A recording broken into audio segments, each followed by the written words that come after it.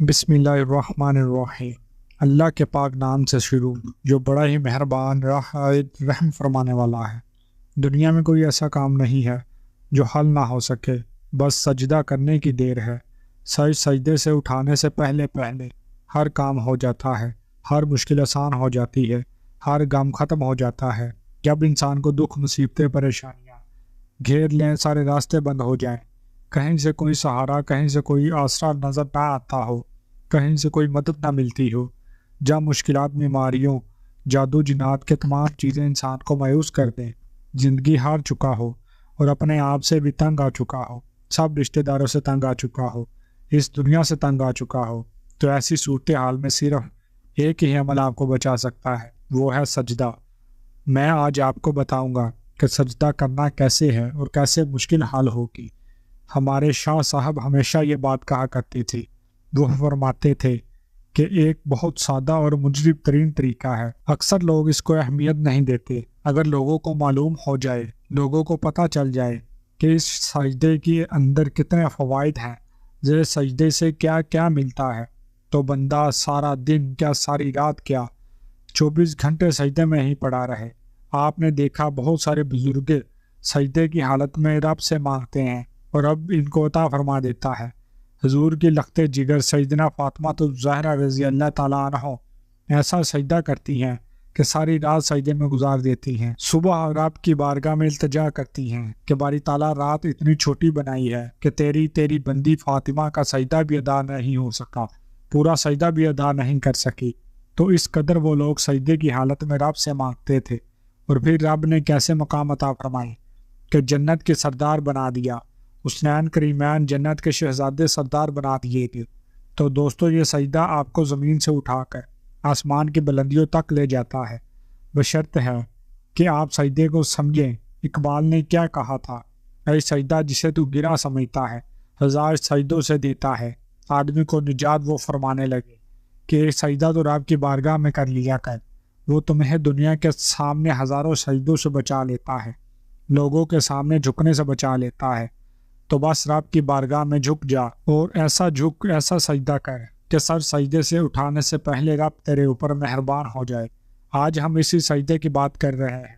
ایک بات میں آپ کو لازمی طور پر بتانا چاہوں گا، اس کو توجہ کے ساتھ سنیے گا، اور پھر میں آپ کو بتاتا ہوں کہ سجدے کرنا کیسے ہے اور سجدے میں کیا پڑھنا ہے اور دھیان کیسا ہونا چاہیے، اور سجدے کس وقت کرنا ہے، کیسے بگڑی بنتی ہے، کیسے مقدر سنورتا ہے، کیسے دنیا کی عزتیں ملتی ہیں، کیسے مال و متاع ملتا ہے، کیسے زندگی میں خوشیاں آتی ہیں، کیسے غم مٹتے ہیں۔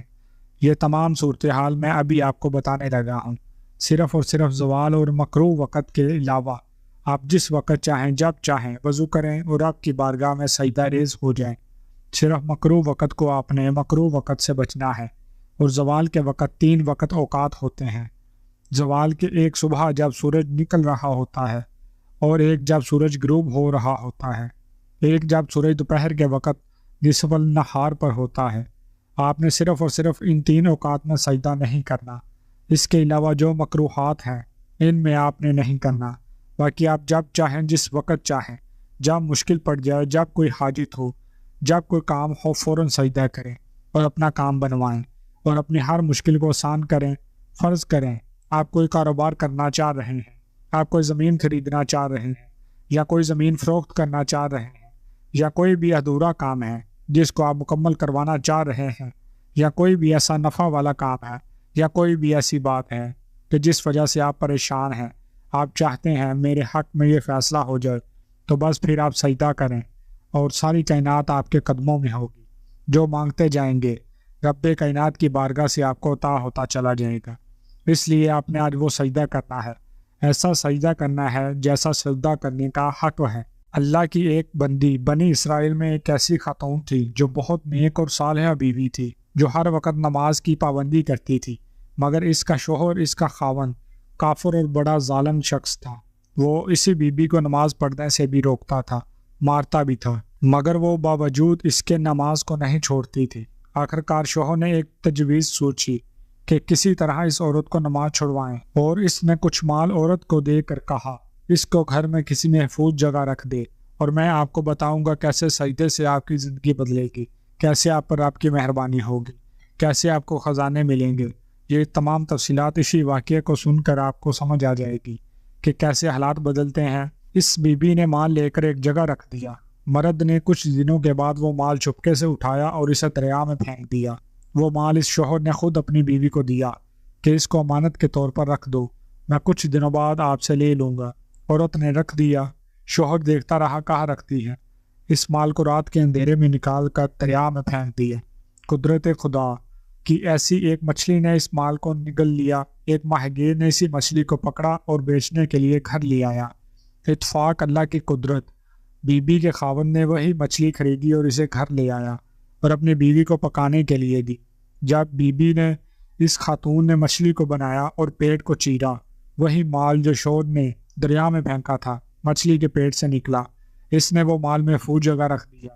کچھ عرصے بعد خاوند نے وہ مال مانگا تاکہ آج موقع ہے اس کے ساتھ کیسی پٹائی کروں گا، اس کو آج یاد کراؤں گا کہ تم کیسی مسلمان ہے، تو کیسے سجدے کرتی ہے۔ تو بی بی نے اسے نکالا اور خاوند کے سپرد کر دیا۔ خاوند حیران ہوا، یہ مال تو میں دریا میں پھینک چکا تھا اور پھر گھر میں کیسے آ گیا۔ کافر اور ظالم نے اس سے عبرت نہ حاصل کی بلکہ الٹا اپنی بیوی کو گرم تندور میں ڈال دیا۔ بی بی نے بارگاہ خدا میں عرض کی، مولا آج میری عزت نماز کی برکت سے رکھ لی۔ چنانچہ اللہ تعالیٰ نے اسی وقت نماز کی برکت سے اس تندور کو ٹھنڈا کر دیا اور اس نیک خاتون بی بی کو بچا لیا۔ آپ اندازہ لگائیں کہ ان سجدوں کے اندر اتنی طاقت ہے، ان سجدوں کے اندر اتنی قوت ہے کہ جتنی بڑی سے بڑی مشکل ہو، بڑی سے بڑی حاجت ہو، تو بندہ ان سجدوں کا وسیلہ ہی رب کی بارگاہ میں پیش کر دے۔ فقط یہ کہتے باری تعالیٰ کہ میں تیری بارگاہ میں سجدے کیے ہیں، ان کی برکت سے میری مشکلات کو آسان فرما، مجھے اس مشکل سے نکال دے۔ سوال ہی پیدا نہیں ہوتا کوئی حدود احکام ہو۔ باری تعالیٰ اس سجدے کی برکت سے جو میں تیری بارگاہ میں جھکا ہوں، میں آج اس بندے میں فقیر آدمی باری تعالیٰ تیرا ہی بندہ تیری ہی بارگاہ میں جھکا ہوا ہوں، بھکاری بن کر باری تعالیٰ بڑی مشکل کو آسان کر دی۔ فوری آپ کے تمام رکے ہوئے کام مکمل ہو جاتے ہیں، ہر مشکل آسان ہو جاتی ہے، ہر مصیبت اور دکھ سے چھٹکارا مل جاتا ہے۔ آپ کسی بھی وقت 2 رکعت نماز نفل حاجت کی نیت سے پڑھیں اور پڑھیں ایسے جو آپ کا کام ہو، جو آپ کا مقصد ہو، جو بھی آپ کی ضرورت ہے۔ آپ کو پیسوں کی، مال کی، عزت کی، کسی بھی چیز کی ضرورت ہے، وہ تصور کرتے ہوئے 2 رکعت نماز نفل پڑھیں۔ جب نماز نفل شروع کریں تو سورہ فاتحہ کے بعد 3 مرتبہ سورہ اخلاص پڑھیں، پھر دوسری رکعت میں بھی سورہ فاتحہ کے بعد 3 مرتبہ سورہ اخلاص پڑھیں۔ جب سجدے میں جائیں تو ہر سجدے میں سبحان ربی الاعلی، سبحان ربی الاعلی، سبحان ربی الاعلی 3 بار پڑھنے کے بعد آپ نے یہ آیت کریمہ لا الہ الا انت سبحانک انی کنت من الظالمین، لا الہ الا انت سبحانک انی کنت من الظالمین، اس کو 40 بار پڑھنا ہے۔ پھر دوسرے سجدے میں اس کو 40 بار پڑھنا ہے۔ پڑھنے کے بعد 10 منٹ تک خوب گڑ گڑا کر آپ نے سر سجدے میں رکھ کر یہ نفل توجہ دھیان اور بھکاری بن کر آپ نے توجہ اللہ کی طرف توجہ رکھتے ہوئے بھکاری بن کر آپ کی بارگاہ سے مانگنا ہے۔ آپ صرف اور صرف سارا دن میں 1 مرتبہ ایسے کر لیا کریں۔ آپ دیکھیں گے چند دنوں کے بعد آپ کی زندگی میں خوشیاں آنا شروع ہو جائیں گی، دکھ غم مصیبتیں سب ختم ہوتے چلے جائیں گے۔ اس عمل کو زندگی کا معمول بنا لیں، کبھی زندگی میں پریشانیاں نہیں آئیں گی۔ جتنا مانگو گے، جو مانگو گے، لاکھوں کروڑوں اربوں پتی بن رب کائنات آپ کو ضرور بنائے گا۔ ویڈیو کو لائک کرنا مت بھولیے گا۔